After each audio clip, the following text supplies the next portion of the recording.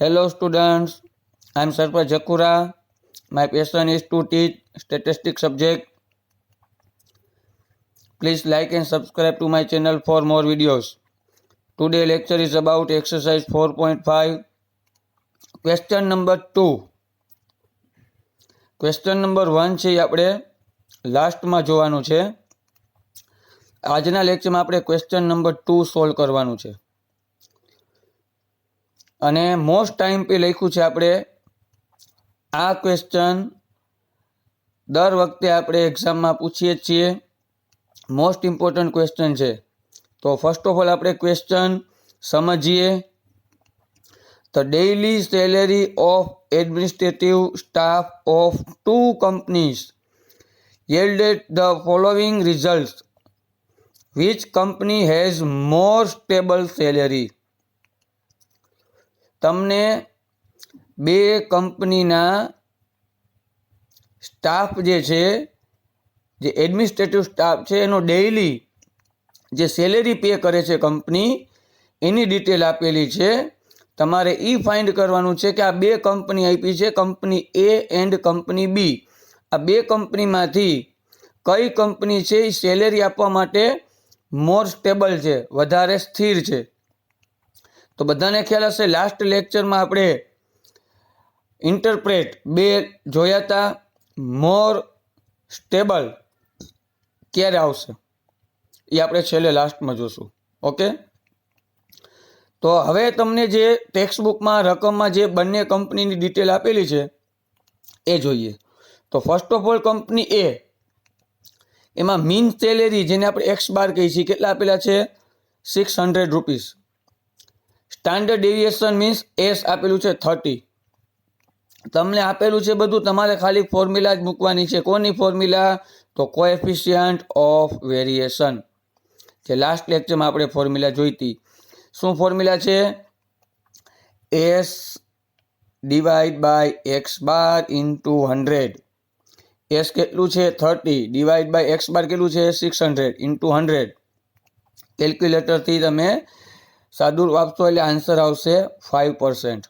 આપણે લાસ્ટ લેક્ચરમાં એક પોઈન્ટ જોયો હતો કે કોએફિશિયન્ટ ઓફ વેરિએશનનો આન્સર ઓલવેઝ પર્સેન્ટેજમાં મળશે.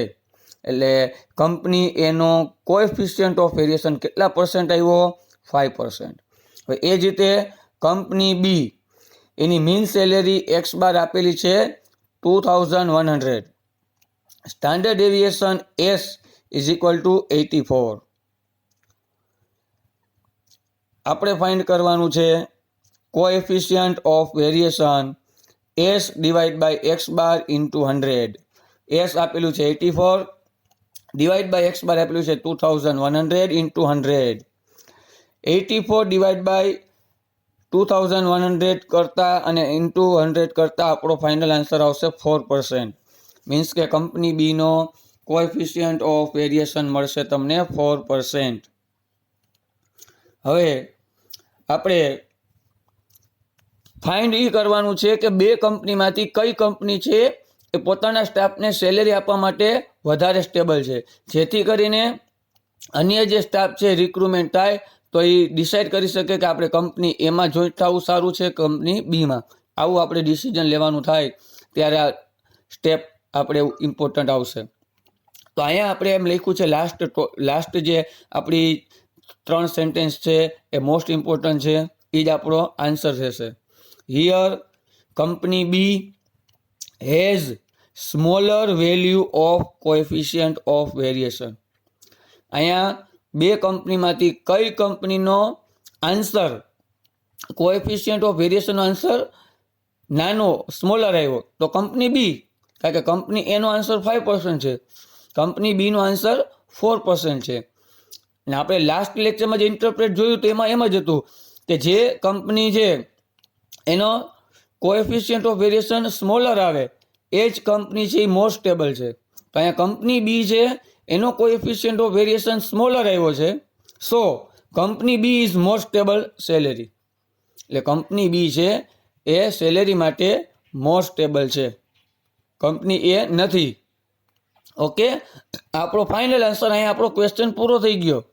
આ ક્વેશ્ચન 3 માર્ક્સમાં આપણે દર વખતે એક્ઝામમાં પૂછીએ છીએ, મોસ્ટ ઇમ્પોર્ટન્ટ ક્વેશ્ચન છે. ઓકે, નેક્સ્ટ લેક્ચરમાં આપણે એના પછીનો ક્વેશ્ચન નંબર 3 સમજશું. Okay, good bye, have a nice day, thank you very much.